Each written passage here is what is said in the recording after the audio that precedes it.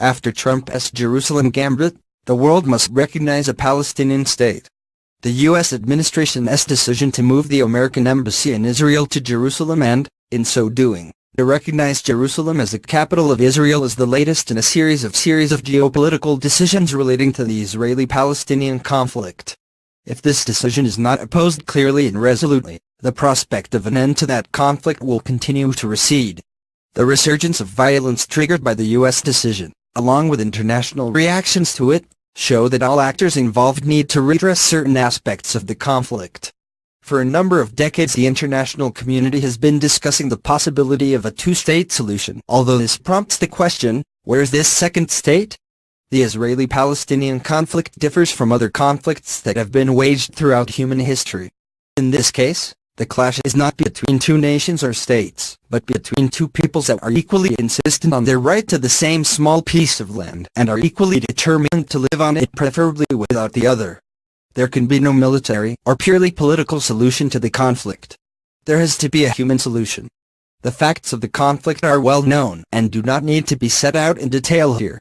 The decision in 1947 to split Palestine was rejected by the entire Arab world at the time. The decision, or the response to it, may have been a mistake, but from a Palestinian perspective it was a disaster. Nonetheless, the decision had been taken and we all had to learn to live with the repercussions.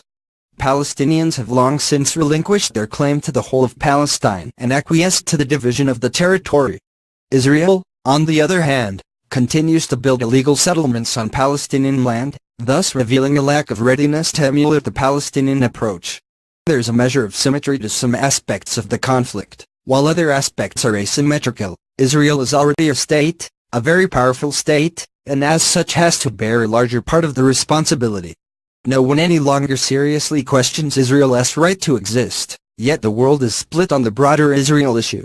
On the one hand there are nations that feel responsible for the cruel treatment of the Jews in Europe, and we can only be thankful that this sense of responsibility continues today.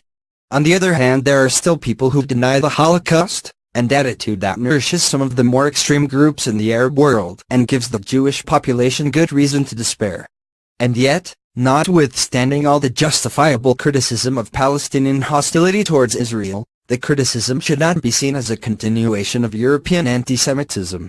In the light of the unilateral decision taken by the U.S., I issue the following appeal to the rest of the world. Acknowledge Palestine as a sovereign state just as you have acknowledged the statehood of Israel.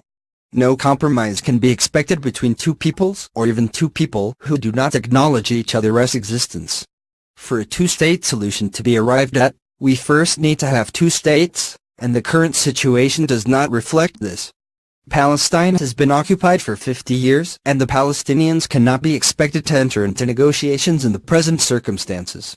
All nations seriously interested in a two-state solution must recognize Palestine as a sovereign state and simultaneously call for serious talks to begin at once. Unilateral measures such as the American decision can only make the situation worse as they offer false hope to one side and add to the other side's despair. They can only be viewed as provocative. Were it not for the history of the last 70 years, a binational state might have been a conceivable option. But the hesitation on both sides has to be seen for what it is. The two-state solution is the only feasible option, and two autonomous states are a prerequisite for achieving this. Two states existing side by side on an equal footing would be the only way to guarantee fairness for the Palestinians and security for Israel.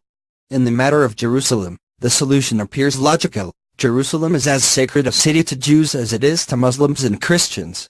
As part of a two-state solution, I see no problem with having West Jerusalem as the capital of Israel and East Jerusalem as the capital of Palestine. So I appeal to all major nations that have not yet recognized Palestine as a sovereign state to do so now and to pledge at the same time to open negotiations on border delineation and other essential matters. Far from representing an anti-Israeli measure, this would be a step towards a solution acceptable to both sides. It is quite clear that both peoples, Israelis and Palestinians, will have to be equally desirous of peace. No solution can be foisted on the parties from outside. Which is why I will go a step further and call on the nations of